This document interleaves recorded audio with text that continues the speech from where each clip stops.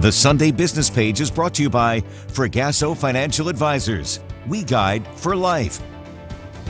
Good morning and welcome to the Sunday Business Page. I'm John Delano. This morning, the challenges facing Pennsylvania's state system of higher education, including tuition, and how the 14 state-owned universities are coping with these problems. IUP's president, Dr. Michael Driscoll, and Enrollment Management Vice President, Dr. Patricia McCarthy, will join us. Then, why Visit Pittsburgh is launching a new tourism campaign to coincide with the release of the new Tom Hanks film about Fred Rogers. And finally, Washington County's efforts to build women's leadership skills and honor their achievements. It's all next right here on the Sunday Business Page. This is the Sunday Business Page on KDKA-TV. And a very good morning to you. Thanks for spending part of your Sunday morning with us. These times are difficult for higher education, especially for students who attend Pennsylvania's 14 state-owned universities. As tuition rates rise, funding to support these institutions is a tough budget challenge for families, the universities, and state government. Recently, the Board of Governors of the state system of higher education approved a new tuition policy that gives the universities some flexibility in setting their tuition rates. One of those universities is IUP, Indiana University of Pennsylvania. We're joined now by their president, Dr. Michael Driscoll, and Dr. Patricia McCarthy, vice president for enrollment management at IUP. Hey, welcome to the show. It's great to have you here. Thank you. It's great to be with you. You know, IUP is one of the great institutions in southwestern Pennsylvania. Everyone among us knows graduates of that institution. And so we're really delighted to have you on the show, Mike, and to talk a little bit about what this change means.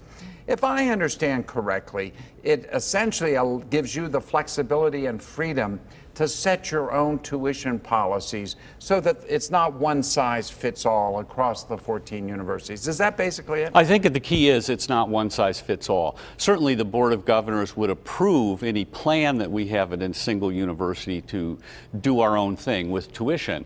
What we recognized was each of the 14 are in slightly different circumstances, have different opportunities and challenges, and so flexibility is the key to the next generation of success. Is the tuition then going to be somewhat competitive, that you might try to have a little lower tuition in order to attract students to IUP as opposed to one of the other institutions? That's exactly right. And we've already done some experiments with the board's blessing. So for example, students who want to do their first year at our Punxsutawney campus get a discount from our base tuition rate to allow them to get that start and to move on then to the Indiana campus. So we're doing some of those things already. Now we're going to be able to do that to reach various groups of students. Well, this makes perfect sense, Patty, because enrollment has been down across the system. You can speak specifically, if you would, to IUP, but I know that, what do we have, about a little less than 100,000 students at the 14 universities. That is definitely down from what it was a few years ago. So clearly, and we have fewer graduates coming out of our high schools. So this is posing a real dilemma, isn't it? It has. Demographics have certainly been a challenge. And it certainly makes for a more challenging recruitment of the different schools. But what we have to pay attention to is that we're making sure we're bringing the students in that are of the quality that can be successful. It's one thing to bring a student in the door. It's more important to make sure those students are graduating and becoming successful after graduation. We have received some flexibility prior from the Board of Governors that allows us to offer some scholarships already to offset some of those costs to encourage students to enroll at the university. But we are, and I'm proud to say, maintaining our academic quality of the students coming in the door, even in these challenging demographic and competitive times with other institutions here in Pennsylvania. Pennsylvania, of course, having a significant number of higher education institutions in the Commonwealth. Yeah, not just the 14, that's for sure. So how is enrollment at IUP these days? We certainly know that enrollment will decline, and we've been planning for that. And I think that's the most important part, knowing that for the next easily 10 years, demographics in Pennsylvania, in this part of the country, and even nationally are declining. We've been making plans for that, making sure that we're offering the programs that students are interested in, making sure that students are retained at the university, and making sure that we as an institution are set up with the infrastructure for the number of students that we're anticipating. So yes, we know numbers are going to go down. We continue to say we're going to be bringing the best students in, and that is very, very important to us. Let me ask you if I could, Michael, we'll start really with the basic fact that in this area, I believe there are about 5 of the 14 universities. I want to make sure I get them right. California, Clarion, Edinburgh, Indiana, and Slippery Rock. That's correct. Right in. And part of, you've got a brand new chancellor for the whole 14 university system, wide system, and you're talking about a system redesign, and I'm not quite sure what that means. Is it that the university's IUP should be offering something different than what Clarion offers or what California offers? So you're not in competition, but rather you can accelerate and accentuate what you do best. I think there are 2 aspects, and you've hit one of them. In these times, with fewer students to serve, what should we be offering and what should some of the other universities, each of them, choose to offer? But also, how can I leverage the strength at any of the 14 to serve students at the Indiana campus? How do we reach across to all the talented faculty and programs we have to provide services in areas where maybe the demand at IUP is not enough to justify a whole department or a whole program? So why should I pick IUP over one of the other area institutions? And we've had the presidents of those institutions come in as well.